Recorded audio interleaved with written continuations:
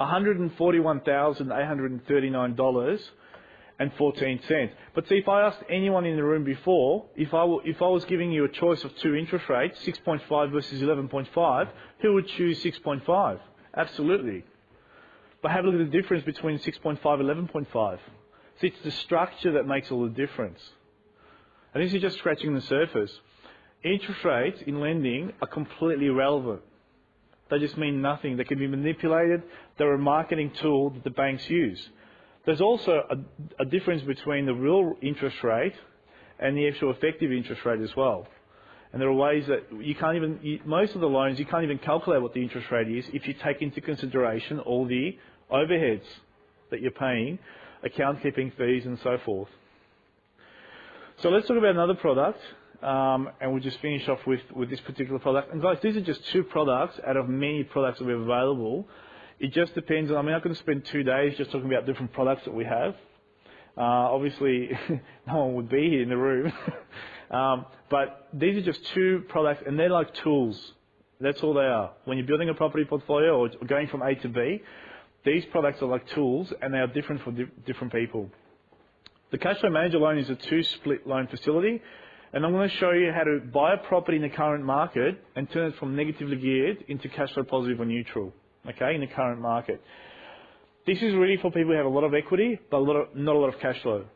So a lot of people have a lot of equity in their home, but they don't want to buy an investment property because they want to spend $300 a week, $200 a week paying for the shortfall. So they never get into the property market. Based on your credit limit, repayments can be structured at a lower amount to suit your cash flow needs over a designated period of time. Increase when limit on your equity account is reached. At the end of that period, repayments will revert to the standard payments and you'll need to meet the total repayments. So what actually happens with this particular property, and I'm going to use a property with $450,000, and very quickly, I'll summarise the example for you. Let's say we're doing a townhouse, for example. We're buying a townhouse for $450,000 in Brisbane, or just an area outside of Brisbane, okay, $450,000. And let's say this particular townhouse, when you settle this particular loan, you've got one loan for $360,000 and you've got a line of credit for $45,000. So together, that equates to $405,000 or 90% of $450,000. Okay, this particular loan allows you to capitalise the interest shortfall in your property using a line of credit. So let's say, for example, this property out of pocket costs you $250 per week or $1,000 per month. Okay, a typical negatively geared property. How many lots of 1,000 are there in 45,000? 45. How many months would you be able to capitalise the interest shortfall in this property before you run out of money? 45 months, right? How many years is that? About 3.75? Now, what happens after 3.75 years? And this is only for properties in blue chip areas. What actually happens is this property, if it's in a blue chip area, should double in every 7 years. So this property will be worth $900,000 in 7 years. Okay? So the question is, if I want to keep this property with no money out of pocket, how many lots of $45,000 lines of credit do I need over the 7 years? And let's say the answer is 2. Okay, because it's roughly 3.5 years. So let's have a look at the scenario. Let's say it's worth $900,000 and you want to sell the property. What's your original debt on this property that you've purchased it? Well, let's say it's $450,000. Okay.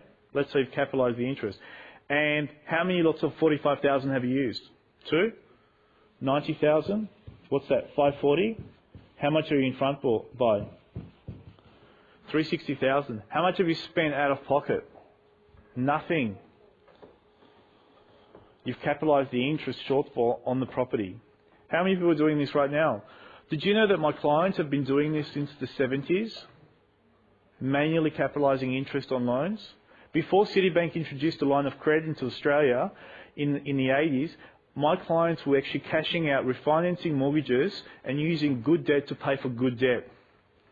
If you knew how to do this in the 70s and 80s and you had 10, 20, 30 properties today, who believes that those properties would have at least doubled? Tripled? Yeah. So you talk about psychology, isn't it?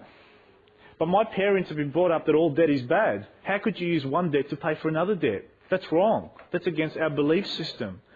So your belief systems, your psychology, to a large extent, will determine your level of success. If you have a negative connotation with debt, you're going to have a very difficult time to become a property investor, because property investing is all about debt, nothing else. You're holding debt in property. You're not a property investor, you're a debt investor. That's all you're doing. But most investors can't distinguish this, and that's why most people never get started. Because there's always reasons why it's the wrong time to get into the market. Who understands that? So basically what happens with this particular product that we have, and it's just one of many products, the assumption on this particular example is that we've got rental yields of 4.5%, cost of funding 9.5%, and you've got a shortfall there of 5%. And with this property, this is the structure of the property. So you've got basically, and I don't expect everyone to understand this, because I mean we do a whole day workshop. We work in this industry. It takes us one day to learn this. I can't cover it in 6 minutes. Okay, so I just want you to become aware of it and know where to go to get the information. Who understands that? Yeah.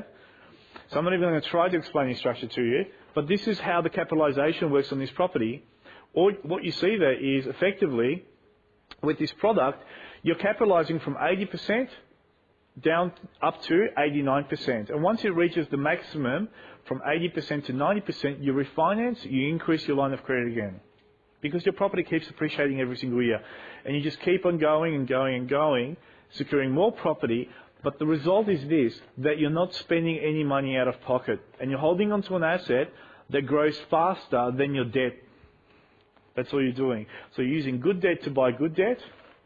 But the cost of funding is always lower than the capital growth on your property. Who understands that? Okay, so now basically, I'm about to wrap this up, and if we can get some forms just to go around from 21st Century Finance. And these forms will enable you to book in a 1-hour consultation over the phone. So if anyone's interested, and for those that are members, I mean, this is part of your overall service really, is to make sure that you speak to someone that knows what they're talking about, spend an hour on the phone or face-to-face, get them to have a look at your structure. We use all the banks. If you're with CBA, you like CBA, we'll go with CBA. We don't need to take you out of one bank and go to another bank. But if you want someone to have a look at your structure and see if what you're doing is correct, or if we can make any improvements, if I can can I just grab that form from you, sir? Thank you. So all you've got to do there is a free finance portfolio review. Just fill that out and hand it at the back of the room. And once again, thank you very much for your time today, and I'll be hanging around at the end to answer any questions. Thank you very much.